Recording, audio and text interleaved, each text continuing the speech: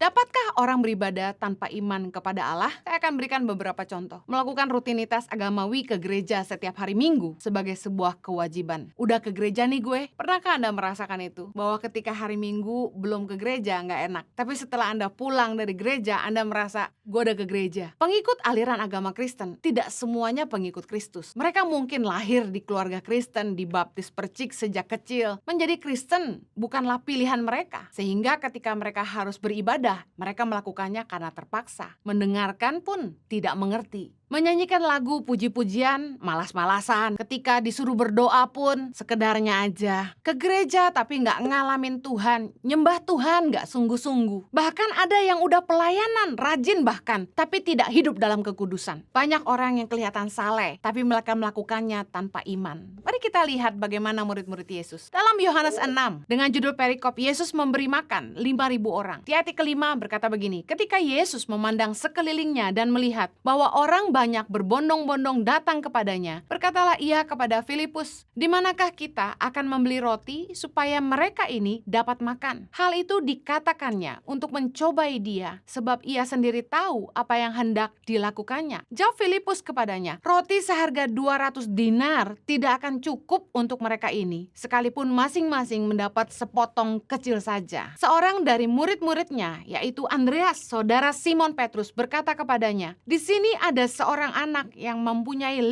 roti jelai dan 2 ikan. Tetapi apakah artinya itu untuk orang sebanyak ini? Bayangkan, murid-murid Yesus yang hidup bersama dengan Yesus, yang sudah melihat Yesus melakukan begitu banyak mujizat. Mereka ternyata mengikuti Yesus tanpa iman. Mereka nggak percaya, nggak yakin bahwa Yesus sanggup kasih makan 5.000 orang. Yesus yang sanggup mencelikan mata orang buta, membuka mulut yang bisu, telinga yang tuli, membangkitkan orang yang mati. Apakah sulit buat Yesus membuat 5.000 orang kenyang? Baik Filipus maupun Andreas tidak kepikiran bahwa Yesus sanggup melakukan sesuatu. Nah, seringkali dalam mengikut Tuhan, kita pakai kekuatan dan logika. Murid-murid Yesus sama seperti kita, masih memakai pikiran dan bukannya iman. Saya ingin katakan gini, jalan sama Tuhan harus mempercayai kemustahilan. Ingat ketika Maria didatangi oleh malaikat Tuhan, disampaikan bahwa ia akan mengandung anak dari Roh Kudus. Apa reaksi Maria? Lukas 1 ayat 37 berkata, sebab bagi Allah tidak ada yang mustahil. Mengikut Tuhan tuh gak bisa pakai pikiran dan logika aja, tapi dengan iman. Ketika murid-murid Yesus lihat 5.000 orang, yang muncul di pikiran mereka seperti kebanyakan kita adalah, waduh, butuh berapa duit nih buat ngasih makan orang sebanyak ini? 200 dinar aja gak bakal cukup. Padahal di mata Tuhan begini, uang sama orang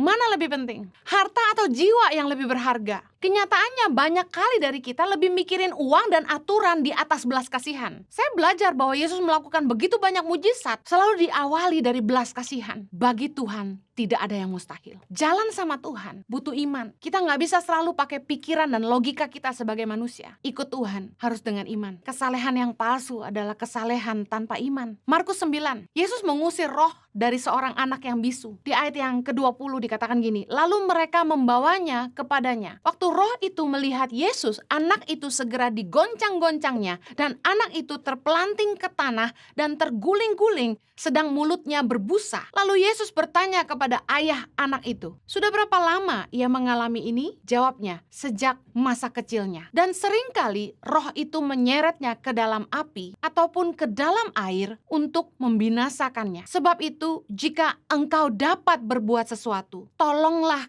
kami dan kasihanilah kami. Jawab Yesus, katamu jika engkau dapat, tidak ada yang mustahil bagi orang yang percaya. Kalau kita baca ayat ini, sebenarnya ada kejengkelan Yesus di situ. Karena orang ini, bapak dari anak ini berkata, jika engkau dapat berbuat sesuatu. Seolah-olah gak percaya. Waktu kita datang sama Tuhan, jangan datang tanpa iman. Itu adalah kesalehan yang palsu. Kita ikut Tuhan, katanya kita orang beriman. Tapi ketika masalah datang, kita tergoncang. Ketika masalah datang, kita down. Katanya orang beriman. Kalau orang beriman, percaya bahwa tidak ada yang mustahil bagi Allah. Di ayat ke-24, segera ayah anak itu berteriak, aku percaya, tolonglah aku yang tidak percaya ini. Ketika Yesus melihat orang banyak datang berkerumun, ia menegur roh jahat itu dengan keras, katanya, "Hai kau roh yang menyebabkan orang menjadi bisu dan tuli, aku memerintahkan engkau, keluarlah daripada anak ini dan jangan memasukinya lagi." Lalu keluarlah roh itu sambil berteriak dan menggoncang-goncang anak itu dengan hebatnya. Anak itu kelihatannya seperti orang mati, sehingga banyak orang yang berkata, "Ia sudah mati." Tetapi Yesus memegang tangan anak itu dan membangunkannya, lalu ia bangkit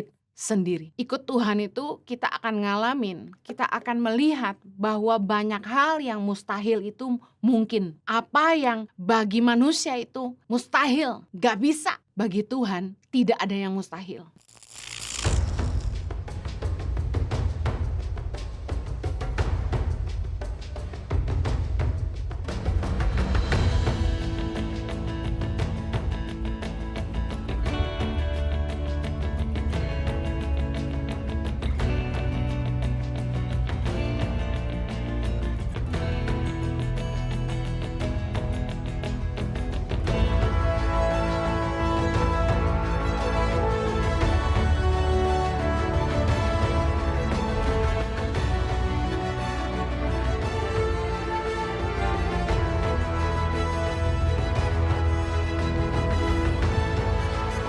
Cerita anak pedalaman dalam meraih mimpi dan mengejar cita-cita bersama Tangan Pengharapan.